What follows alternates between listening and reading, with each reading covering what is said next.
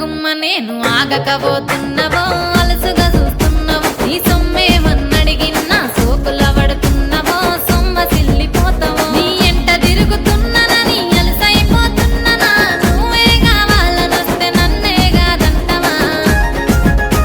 ఓ పిల్లగా ఓ పిల్లగా యహో పిల్లగా ఎంకటేశు చూడకపోతుంటవో కానకపోతుంటవో నా పిల్లగా ఎంకటేశు చూడకపోతుంటవో కానకపోతుంటవో